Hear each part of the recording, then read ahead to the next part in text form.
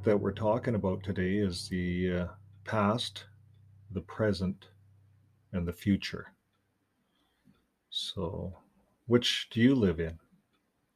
The past, the present, or the future? For some 10 years, I left the Jehovah's Witness organization. And for 10 years, I really probably lived in the past a lot because I wasn't living in the future. And you can only really be in one place at one time, and you wonder, well, how does that happen? Well, sometimes if you notice people, they kind of scan around. They're looking around. Let's say you're outside and you're looking around, but sometimes you get stuck, and you get stuck looking maybe at a tree, or maybe looking at the sky or the ground, and you're just stuck looking, but you're not actually looking at the ground. You're actually thinking about the past, and your mind gets in kind of a circle, and then someone goes, "Wake up! Where are you? What are you thinking about?" So if you felt like that throughout your life after leaving Jehovah's Witness religion, then I'm not alone, because I've had many, like lots of times like that, where I find I'm stuck in the past. And we sometimes don't let go of the past until we fix it. I found for myself that I had to do the research and study and relearn what the Bible is teaching, and every day I'm finding new stuff. So for me, it's kind of a journey, and I'm sharing this with you as I'm exploring this journey. So yeah, it's sometimes we live in the past too much. So I pulled a couple of scriptures out, and just to talk about what the Bible says. So and I wanted to look about. Let's start up here when we think about what our job is on Earth. I guess if we're to take care of the Earth. So all the way right from the beginning, we look at God told man and put him in a Garden of Eden and said, "Keep it, take care of it, work it." And God blessed them and said to them, "Be fruitful and fill the earth, subdue it, and have dominion over the fish of the sea and the birds, and so on and so forth." So it's kind of like we all have this task, like a built-in task, when we're perhaps we have a home, and maybe we have lawn we have to care for, so we want to keep it nice and plant flowers and things like that. So we have this inward tendency to beautify our surroundings. Maybe we have an apartment and we just decorate the apartment up and we beautify it and we make it our own. Maybe we put a plant here or there. And we have this inward tendency to want to be in this garden like setting. So it's inside all of us. Um, what does the Bible say about our thoughts? This is a really good one. Because it says, Philippians here, it talks about this. Finally, brothers, whatever is true, whatever is honorable, whatever is just, whatever is pure, whatever is lovely, whatever is commendable, if there is any excellence, if there is anything worthy of praise, it says, what does he say? Think about these things. So we think about these things. So the Bible does actually encourage us to think about things, because what we think about is where we're at. So if we're thinking about things in the present, maybe we have to feed ourselves.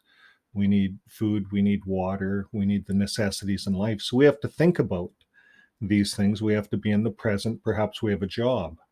We go to work every day, and we have to be conscious about what we're doing at work to in order to get a paycheck, really. So we have to think about it, and we have to be present. But sometimes we can be at work and we can be caught staring off, just staring.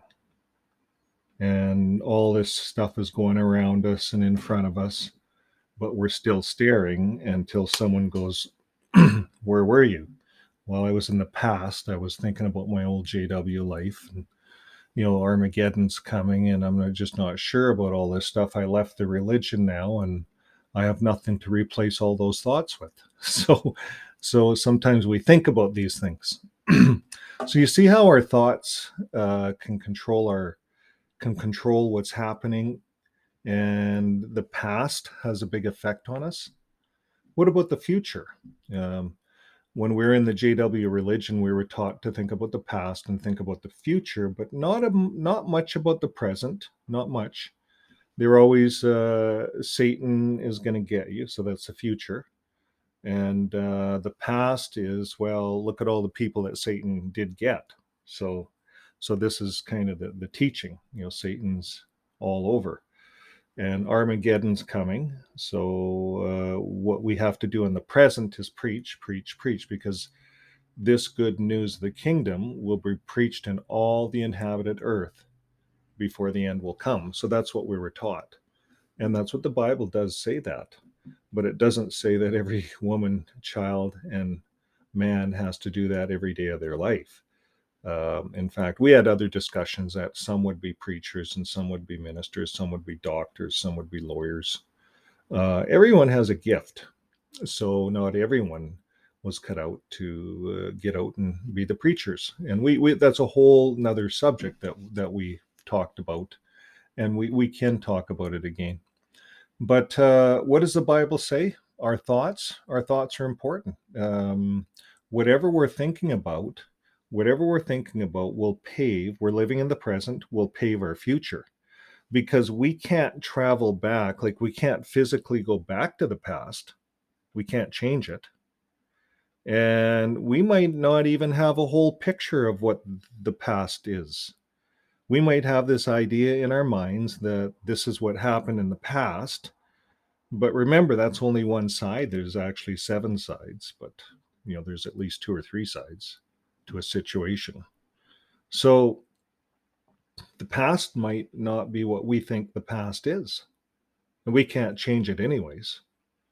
So why live there? Why be there? Well, because that's what we were doing all our lives as Jehovah's Witnesses. We were living in the past, all looking at all these past events and all these prophecies of the past and all these trees that were cut down from Nebuchadnezzar and all these things that happened in the past and how they can affect our future, because the end's coming, the end's imminent. So it's all just you're living in the past, the future, and the only thing you're doing in the present is going to meetings and preaching. That's all you're doing in the present.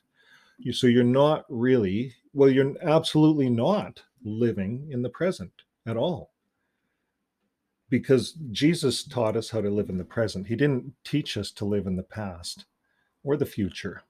We have the past, the history helps define our future. The history we use, it educates us, but it's not our present. The history isn't part of what we're doing now.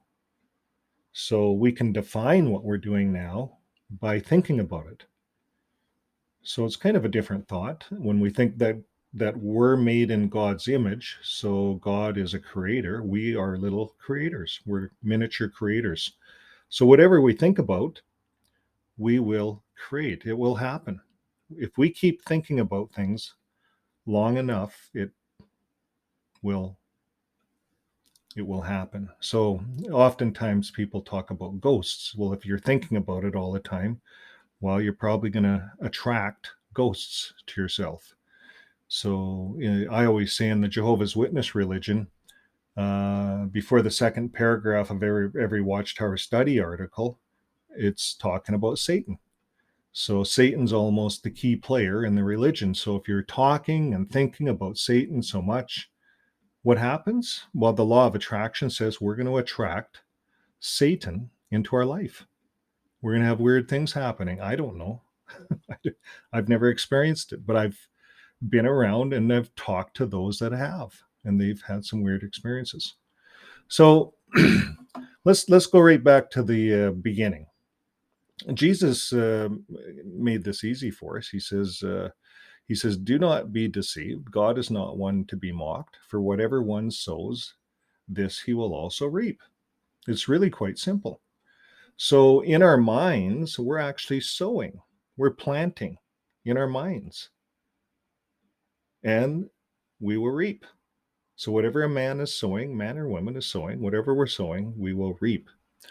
So Corinthians says that the point is this: whoever sows sparingly will also reap sparingly, and whoever sows bountifully will also reap bountifully. So it's just the law. It's just like being a farmer.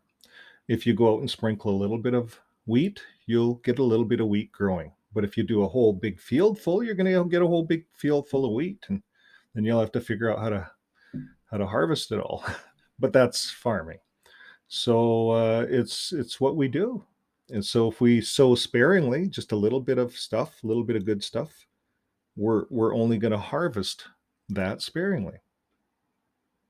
So we're the creator. You and me, we create our life around us. The present, we create the present. So right now we're talking, we're in the present, but just a few seconds ago, that's the past. I cannot undo the words I just said. They're already, well, but theoretically, if I'm live, this is already put out. It's already broadcasted. I can't change it. That's the past.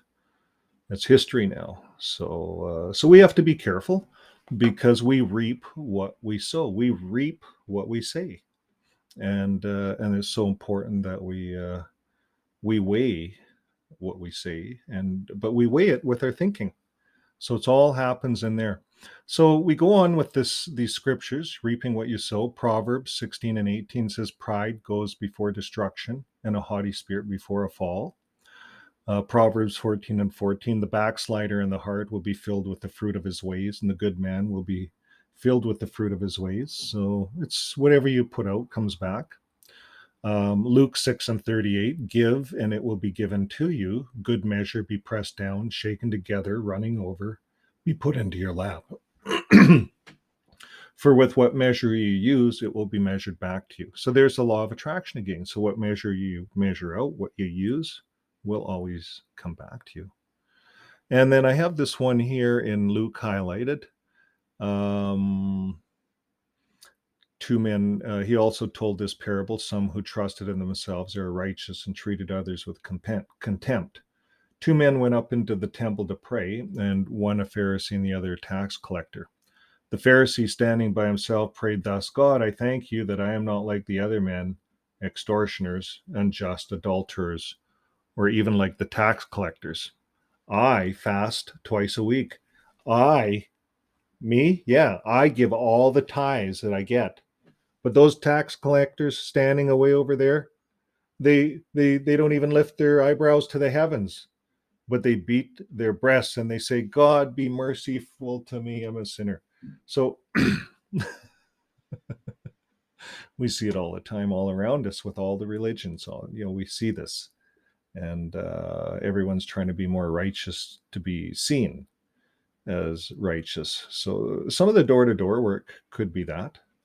Could be a expression of self-righteousness. So we got to be careful. Matthew 26:52. Jesus said to him, "Put your sword back into its place, for whoever take the sword will perish by the sword." So, if we have guns in the house, it's dangerous. I know I chose long ago not to have guns. I don't like them, but I'm not against people that hunt. My son, he's a hunter. Nothing against that, and nothing against having some wild meat when he can get it. So you see, we have to be balanced in all things. So you reap what you sow. That's just a law. It's like a law of physics. The Bible talks about it. So let's go further. What else did the Bible say? An eye for an eye. It's another way of saying the same thing. So Exodus, it's in the old law, and a lot of our new laws of our country, are built upon these old Bible laws. But here in Exodus 21, verses 22 to 25, it says, "When men strive together and hit a pregnant woman so that her children come out, but there is no harm, the one who hit her shall surely be fined, as the woman's husband shall impose upon him, and he shall pay as the judges determine. But if there is harm, then you shall pay life for life, eye for eye, tooth for tooth, hand for hand, foot for foot, burn for burn, wound for wound, stripe for stripe." So you see, there's the law of attraction again. So whatever we're doing in life, if we bring harm to someone, there's repercussions, and it's built right into our legal systems. Eye for an eye. So, and the last one I wanted to look at was the golden rule. Everyone's familiar with that, Matthew 7 and 12. So, whatever you wish that others would do to you, do also to them, for this is the law and the prophets. So, it's a law, yeah. It's like gravity. Whatever you want coming back at you, do to them. It's like gravity. So therefore, in our thinking, if we think about what we would like, then how can we help others around us in our thinking? Because we can get those things back. That's what all of this is really saying. And we go back to here, our thoughts determine our actions. I was going to go back down here and look here, right? Psalms 119, verse 105. Your word is a lamp to my feet and a light to my path. So the Bible can help us in a lot of ways. I believe it does. And it can light up our ways. But we got to be careful that when we read the Bible, we're not reading someone else's thoughts and someone else's vision. And a lot of times I found within the Jehovah's Witness religion, I found that we were reading Rutherford's thoughts, Rutherford's visions. And a lot of these thoughts don't coincide with the Bible. And now that I'm out of it, I find I was a lot of times living in the past because of this programming. So when they grab a hold of your mind and they program your mind to say that the truth is only here, it's in this religion, the truth. It's not up there like the Bible teaches with Jesus, but the truth is here in this religion. Then the mind is like a machine. It's like a computer. It believes that. So we put that in the mind. We say, yeah, it's okay. That's the truth. Believe it. So then we keep going back to that truth until we go inside there and we tell the mind, okay, no, no, no. There's a new truth. You type it in. It's up there. It's Jesus. The truth can no longer be found on earth. And once you do that, the truth is no longer found on earth, it's in heaven. It really solves a lot of issues. It solves running around figuring out which religion is the true religion, because none of them are the true religion. The truth is in heaven. And that solves a lot of issues. It did for me. And I hope it does for you. So our thoughts are so important, and our thoughts pave our future. So what are you thinking about? Are we living in the present? Because the present is exactly what the word says. It's a gift, it's a present. So God gave us this gift, this present, to live in. And Jesus says, there's only one thing I want you to do while you're on earth. Do you remember what he said? He says, I just want you to love your neighbor. That's it. And love God. Love God with your whole heart and love your neighbor. That's it. So, the 10 commands and all these rules. Well, if you love your neighbor, you're not going to commit adultery. You're not going to steal. You're not going to cheat. You're not going to do all those bad things that's in the 10 Commandments.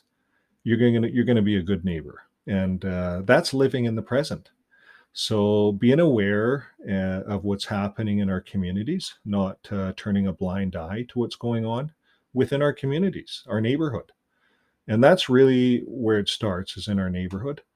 If we do our part in our neighborhood, and if everyone does their part in their neighborhood, we don't have to drive around to all these neighborhoods like Jehovah's Witnesses do, figuring that we're going to save the world with Watchtower and the Wake magazines. It's just going to knock more trees down. So the best thing we can do in following Jesus is to love our neighbor and be good neighbors and get to know your neighbors and be a part of the neighborhood watch, the community watch. There's all kinds of programs in the neighborhood that we can become a part of.